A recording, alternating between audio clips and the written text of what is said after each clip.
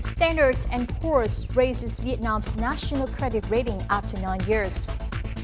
And Vietnam's agriculture development with support from International Fund. Hello there, welcome to another episode of Bizline, giving you the best biz picks of the week. I'm Dai Chung from Hanoi. We're going to start things off by taking a look back on the most notable economic highlights over the past days.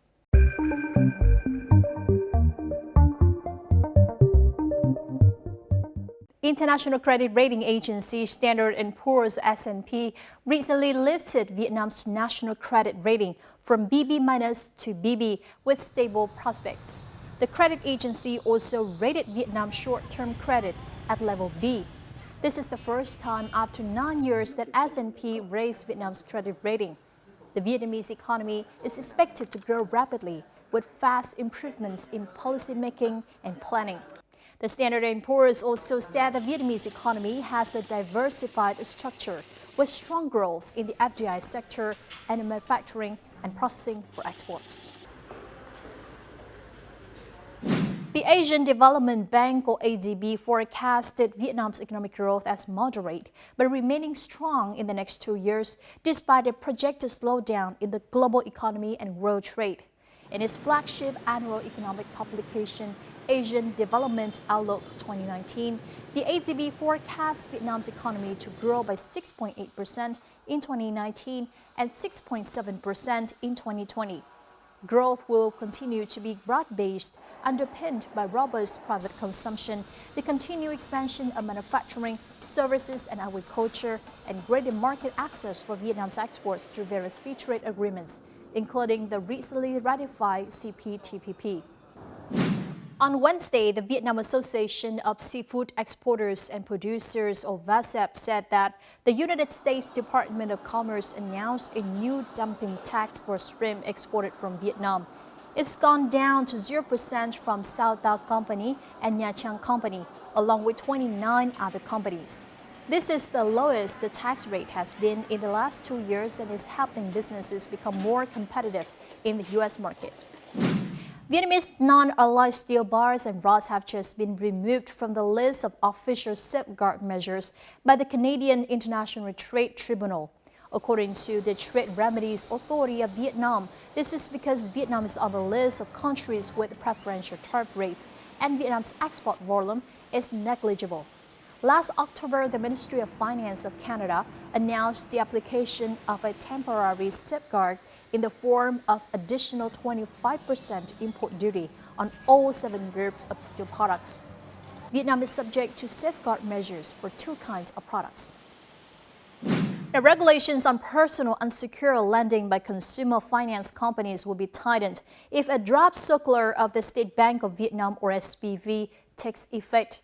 Under the draft circular amend the circular number 43, stipulating consumer lending by financial companies, the central bank proposes to limit unsecured personal loans, known in Vietnam as cash loans, to existing consumers with good credit history according to the internal regulations of the financial company and no overdue debt, according to the classification of the State Bank of Vietnam's National Credit Information Center at the time of signing the consumer loan contract.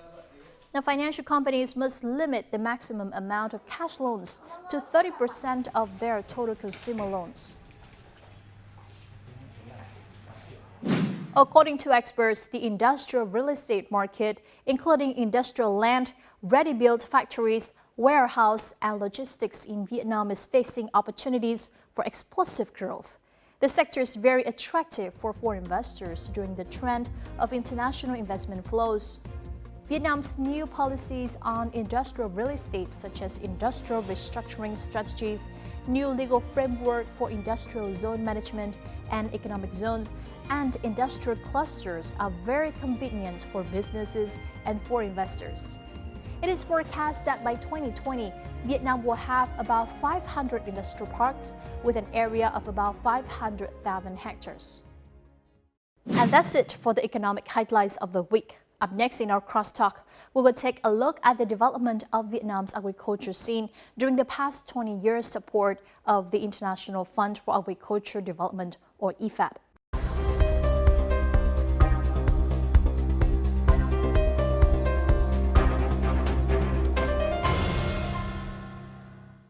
For the past 25 years, IFAD, or the International Fund for Agricultural Development, has assisted Vietnam in agricultural and rural development, aiming at hunger eradication and sustainable poverty reduction. The IFAD-supported program has covered 11 of the poorest provinces and financed 15 programs and projects, with total investment of more than $550 million. In recent years, IFAD focused on improving access to markets, promoting private sector growth, and delivering services for market-oriented poverty reduction, among others. And in this edition of Bizline, we will delve into the programs of IFAD and their impact on farming households in Vietnam. But first, let's watch the following clip. Though 70% of the population of Vietnam work in the agriculture sector, they contribute only 20% of GDP, while in developed countries, about 4% of the population working in agriculture contribute 40% of GDP. In order to improve the productivity and capacity of farmers in Vietnam, many programs have been launched by IFAD over the past 25 years. Among the most notable strategies of IFAD in Vietnam are pro-poor public-private partnership of 4Ps, which motivates the private sector to engage with rural or smallholder producers, MOP SADP methodology, which facilitates more active participation of local communities in setting development priorities based on market demands, PPP matching grants or PPP fund to attract investments from agribusiness into potential value chains, and funding for rural infrastructure consolidation. Thanks to this assistance and the efforts of farmers themselves, so far 30,578 farm households benefited from better input and output supplies, and nearly 4,800 new jobs were generated during the investment in agricultural value chain.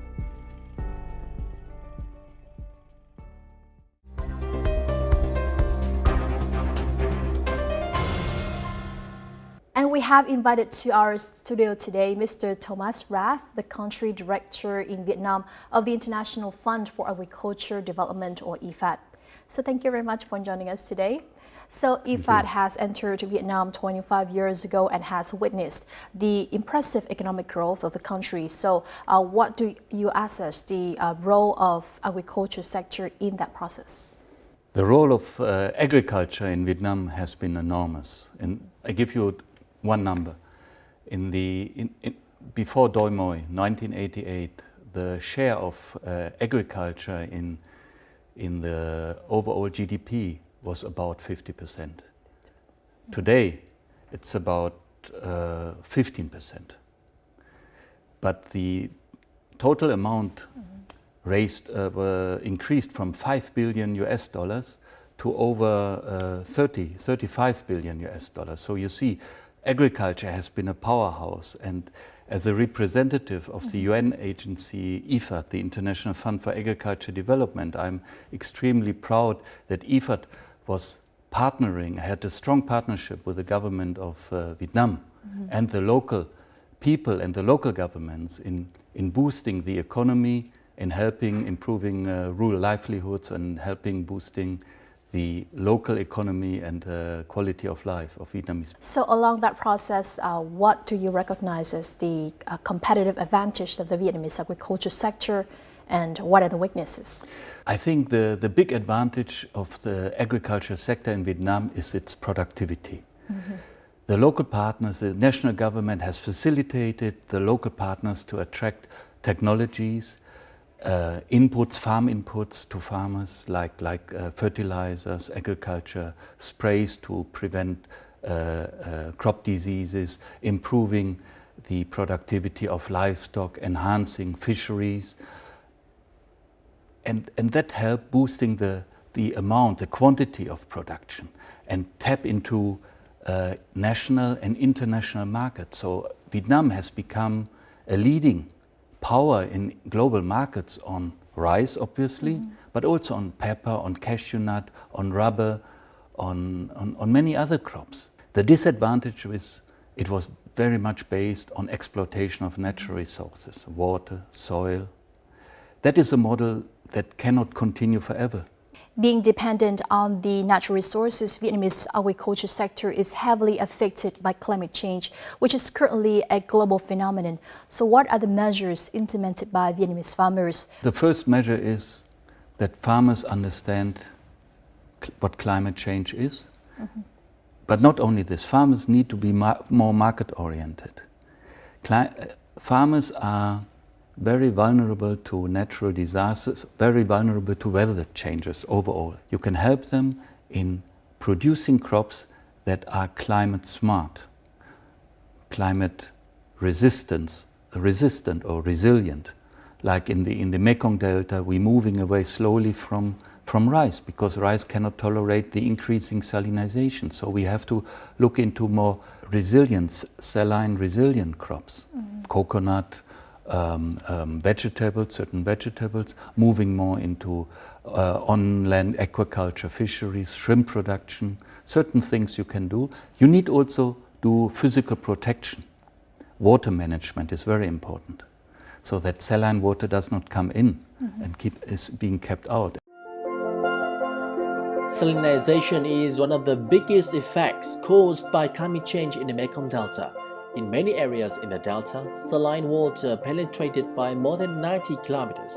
In Bến Tre province alone, the area of salinization reached nearly 50%. Thanks to the IFAD funded project for adaptation to climate change in the Mekong Delta, or AMD, Lê Thị Cúc in An Hiệp commune pioneered in raising sea ducks to adapt to climate change. Thanks to this model, she earned a profit of $3,450 last year. Chất của nó là nó chịu hạn, nó chịu mặn, nó chịu phèn. Khi 1 tháng 20 ngày là con vịt trống là nó cũng đạt là 3,1 kg, 3,2 kg rồi. Là cái con vịt mái nó cũng đạt là 2,8 kg rồi. Nhưng đặc biệt nó cái là một con là nó đẻ trứng 1 năm phải bình quân là 250 trứng. Và vịt này là nó không có mỡ, nó thịt không, nấu cái thịt cái chất lượng ăn rất là ngon. Giá vịt biển thì thay vịt kia 35, vịt biển phải nằm giá 40. Thanks to participating in AMD, households that raise sea ducks are supported with breed, a part of feed and veterinary. Dù giờ cái dự án AMD này là cuộc sống thím là cũng thay đổi từng ngày. Giờ cuộc sống đúng ra mở mắt là thím Tám cũng kiếm được 100 mấy 200. Thì thím Tám lấy cái tiền đó thím Tám mua cho cháu đi học hoặc là mua đồ ăn sinh hoạt hàng ngày. Với hai nữa là dân thất nghiệp lao động ở đây nè, cũng nhờ dự án mà mở cái công ty ở Tân An á, nên thành thử là tạo cái lao động cho xã Hiệp của nhiều dữ lắm. 2017 thì chúng tôi có khoảng 26%, hơn 26% hộ nghèo. Năm nay là với cái sự tác động của dự án, một phần dự án AMD và các cái dự án khác thì năm nay hộ nghèo của xã Hiệp nó giảm còn khoảng hơn 21%. The overall target of the project is to help over 60% of the poor households in the locality escape poverty. The project implemented 15 climate change adaptation models, in which 3 models were assessed and replicated, including raising sea ducks. Meanwhile, a project that helps farmers in Travang province adapt to climate change, control the salinization of water, employed automatic water pumping machines controlled on mobile devices. The tech is expected to reduce 30% to 40% production expense and 60% of greenhouse gases in agricultural production. Trong cái chiến lược nhân rộng của dự án thì hiện nay đã được Ủy ban nhân dân tỉnh là phê duyệt đó, thì dự án sẽ hỗ trợ đối với những cái địa phương khác muốn làm chuyển đổi mô hình này thì dự án sẽ hỗ trợ 100% giống và 30% là phân bón để cho bà con chuyển đổi theo cái mô hình này. Vì cái mô hình này hiện nay là cái mô hình rất là hiệu quả và hiện nay là cái sản lượng, cái năng suất, cái sản lượng và cái giá đầu ra của sản phẩm tương đối là ổn định. Do đó là hầu như là tới đây thì dự án sẽ tiếp tục hội thảo để nhân rộng cái mô hình này ra. The project was implemented in 2013 in 30 communes of 7 districts, namely Trà Cú, Cầu Ngang, Châu Thành, Cầu Kè, Tiểu Cần, Duyên Hải, Tràng Long. Total investment is over $22 million with the aim at giving livelihood to poor rural households. Thanks to this, they improve their capacity to adapt to climate change in production.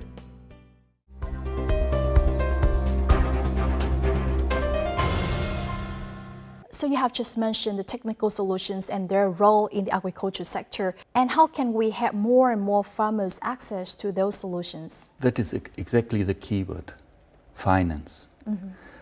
Many smallholder farmers in Vietnam, 50% of Vietnam farmers at least are very smallholders, and they have difficulties to access finance. They access government-supported financing schemes, but these are not viable and sustainable. They don't reach out to every farmer. They need to increase their financial capacity, literacy we call that, in understanding I take a loan or I take money, and how do I convert that into a productive, commercially oriented enterprise. So my farm moves away from just production towards a better understanding of markets. And then financial system work, and then local banks have trust in small farmers in providing them with financial support. The next step is, and that is what we're doing in many IFAD projects, as you referred to in the introduction, we link farmers with enterprises. We call that the 4P model: public, private, people partnership. Lục Văn Thang's family used to be a near-poor household in Giáo Hiệu Ward, Pak Nạm District, Bắc Cạn Province. He joined the ginger production link 3 years ago. Since joining Link, his family has escaped poverty and have a stable income. Trước kia còn nghèo, bây giờ hỗ trợ trồng gừng. 2 năm nay cũng bình thường, ổn định tí rồi. Được đi tập huấn, hỗ trợ phân với gừng cho không. Năm nay được khoảng bán hết khoảng 4 tấn, thu nhập khoảng 30 triệu. Creating Ginger Production Link is the project for agricultural development in the Pro-Poor Partnerships for Agroforestry Development Project, a project of IFAD. However, these projects don't provide direct support to farmers, but through cooperation with enterprise. Based on their demand, enterprises will work with farmers, provide them with technical support and guarantee to buy farmers' products. Trước đây thì người dân trồng nhỏ lẻ, người dân chủ động người ta đi lấy giống về nhưng mà rất là nhỏ lẻ thôi. Nhưng mà sau đó thì dự án vào phối hợp với Ủy ban xã để triển khai thì với cái lượng giống đảm bảo, nguồn giống đảm bảo và có đầu ra ổn định. 2018 thì bắt đầu là mở rộng diện tích trên toàn bộ các thôn ở 8 trên 8 thôn trong xã. Sau 2018 thì rất nhiều hộ gia đình từ hộ nghèo là 125 hộ nghèo thì hiện tại đã giảm xuống chỉ còn 75 hộ nghèo thôi. Not only farmers but also enterprises receive support from the projects.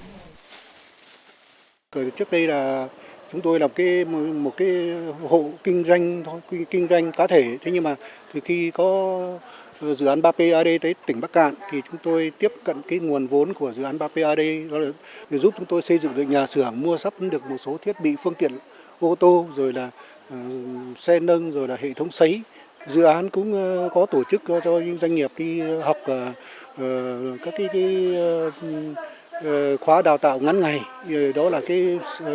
đó là khóa sơ cấp quản trị kinh doanh, giúp chúng tôi có một cơ sở để có cơ sở chúng tôi đủ lớn, đủ mạnh để có như là bao tiêu toàn bộ sản phẩm của cây gừng. Tôi cho rằng là cái liên kết ở trong cái khâu chuỗi giá trị gừng này là có hiệu quả. Hiệu quả thứ nhất là người dân, người ta tiếp cận được với cái sản xuất hàng hóa, người ta có được khoa học kỹ thuật, người ta có được cái cam kết giữa cái sản phẩm với doanh nghiệp.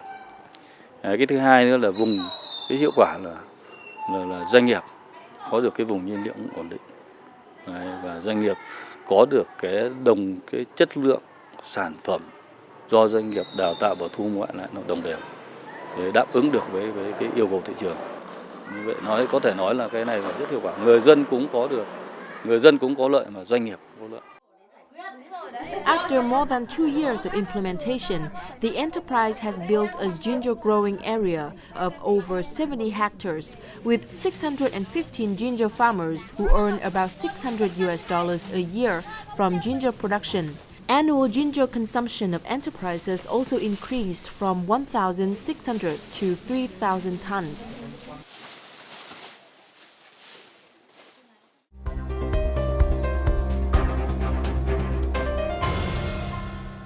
So you just mentioned the 4P model in which the public and private sectors being the stakeholders there. So can you elaborate more on that model and what does that mean for farming households? Farmers come together in a group, in a common interest group, who have a common business plan.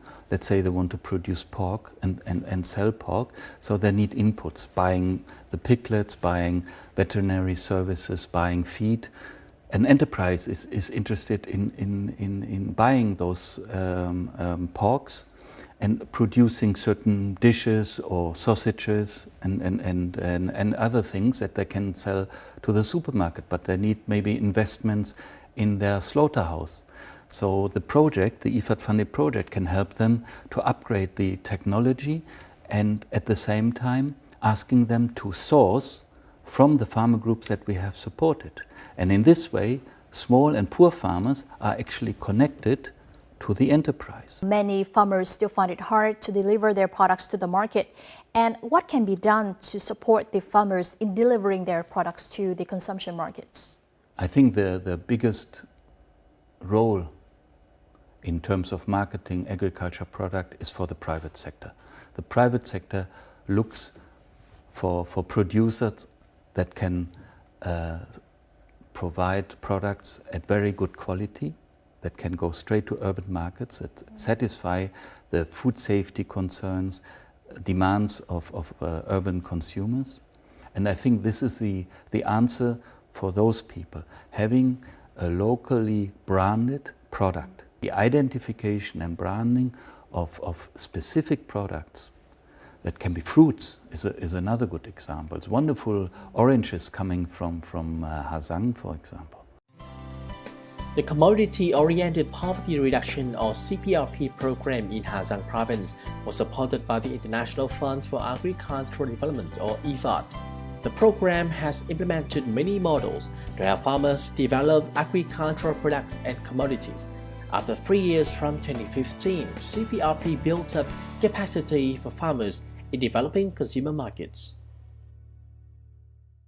Hiện nay tỷ lệ giảm nghèo năm 2017 so với 2015 là giảm 13,9, xấp xỉ 14%. Tốc độ giảm nghèo là trung bình mỗi năm giảm khoảng 7%. Thì tốc độ này so với, tức là tính trên địa bàn của 30 xã thực hiện chương trình. In Tân Lập Commune, ethnic people count for 98.8%. In 2017, there were 496 households, in which 40.52% were poor households and 25.6% were near poor households. Nguyễn Đức Kim, owner of Kim Ching Tea Processing Company or Shan Snow Tea brand, has 20 years of experience in producing tea and built the brand of Shan Snow Tea. The brand brought the tea of Tân Lập to markets in and outside the province.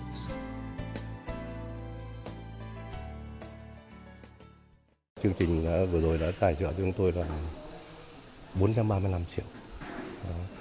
Thế cho nên chúng tôi sẽ đã bỏ hết những cái nhà xưởng máy móc cũ đi và đầu tư thêm một số cái máy móc mới. Cũng rất may là có chương trình hỗ trợ, và vậy mà chúng tôi đã nâng cấp được cái thứ nhất là về nhà xưởng này, rồi quy mô nó lớn hơn, cái máy móc này nó đáp ứng được cái yêu cầu để làm những cái chè càng ngày càng tốt hơn nữa. Realizing the potential for development in the locality, the Communes Authority proposed Kim a public-private cooperation model. Total investment is over $43,000, to which CPRP contributed 43.2% and Kim contributed 56.8%.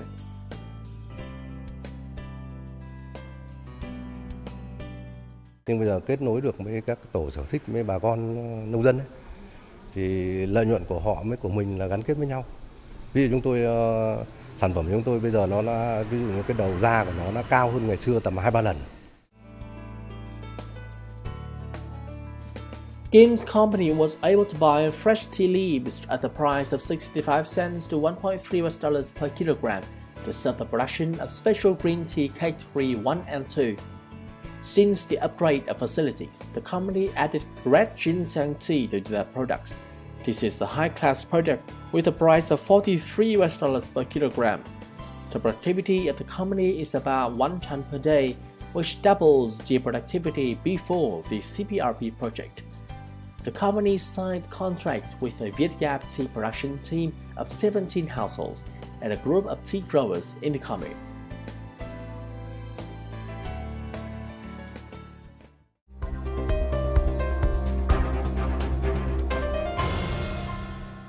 Over the past few years, we have seen so many Vietnamese agro-produce entering street markets like the United States, Australia, New Zealand, and the EU. So what should farmers do to satisfy those markets? There are certain standards, global standards, that need to be achieved, but you have also in Vietnam, VTGAP, for example, good agriculture practices. Farmers need to know, need to understand, for example, how much agriculture, agrochemicals like pesticides can be sprayed on crops and when and how. And they need to understand that they must not overuse those because there will be residues, and consumers are more and more aware of residues and the impact on health. Also, packaging, processing and packaging becomes very important. Another aspect is the recognition and the tracing back to the producers. And could you elaborate more on the future partnership between IFAD and also the Vietnamese government and farmers in the years to come? 25 years now, we have invested about $400 million US in Vietnam alone. I think our financial contribution comes probably slowly to an end. It will be declining over the next coming years. What I hope and what I'm offering to our partners here in Vietnam, to the government, is a true partnership based on knowledge, experience, with investments for smallholder agriculture and farmers that have not yet managed to enter into mainstream economic development. But I think actually in 25 years you will not see IFAD anymore. Vietnam will be prospering at very high levels and is already a star model and will be even more a star model globally in terms of rural development and overall development. Thank you very much for sharing the information, also being here with us today. My pleasure. Thank you. The government of Vietnam and IFAD have identified the target of the country's Strategic Opportunities Program, so COSOPs, for Vietnam in 2019 to 2025 as smallholders and agri-SMEs is underserved areas with a concentration of ethnic people. In the coming time, IFAD will support the poor and vulnerable groups in the most remote and difficult areas, at the same time as promoting innovative development approaches. Additionally, the Vietnamese government and IFAD seek to develop partnerships with the other international organizations, bilateral development donors, international and local non-governmental organizations, and in particular, the private sectors for realization of their strategic objectives. The partnership between Vietnam and IFAD is expected to help more farmers in Vietnam escape poverty and make a sustainable livelihood. And that also wraps up this edition of Bizline. Thank you so much for watching. If you want to see us more on our next programs, please log on to vtv4.vtv.vn or our YouTube channel at VTV World.